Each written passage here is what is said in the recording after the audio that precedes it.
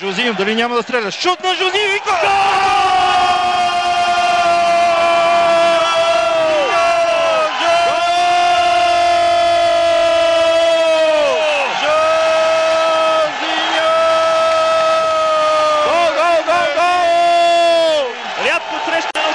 Няма такъв гол, уважаеми слушатели! Един на един, след като Жозиньо вкара гола на живота си, такъв кара и на Калмар, но тук наистина Жозиньо вкара невероятен гол. 42 минута. Левски имаше нужда от този гол. Левски вкара гол чрез Жозиньо! Дарко Тасевски по тревата към... Не, там Граден Брешут! И гол!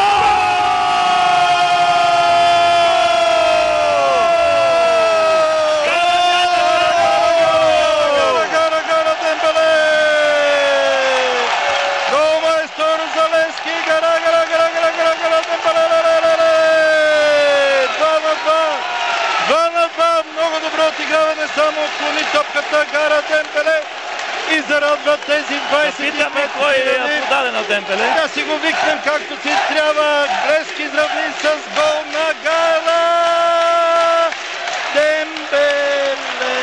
По-тихичко да го кажем, защото все пак е 2-2.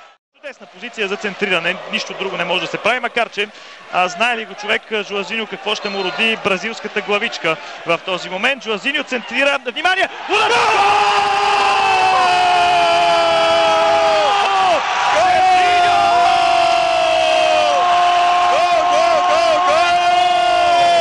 Сержиньо Грин!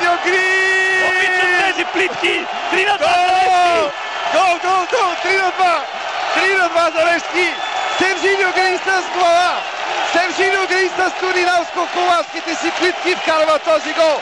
Перфектно центриране на Жозиньо и Сержиньо Грин вкарва гол в един изключителен екшън, който гледаме на живо на стадион Георги Аспарухов. Феноменален гол на Сержиньо Грин и Левски води с 3-2! Ако можеше да си позволиме с вас, господин Русев, щяхме да си направим прическа като Грин, но няма как да стане, така че Гранчаров може да се опита. Изключително шоу на Гранчаров. Аз мълчах на този гол, оставих на Стефан да вика, защото си мислех, че аз ще викам след малко, може би пък 4-2 е още по-добро като резултат. Да видим сега атака за белгийците. Внимание, спокойно Левскари. Топката е в Георги Петков. Ето сега трябва да видим как Петков може да бави. Много пъти сме го гледали. Умее в 84-та минута Сержиньо Грин вкара първия си гол в кариерата със синята фанелка. Може и да му е последен, но ще е много ценен и ще се помни вечно.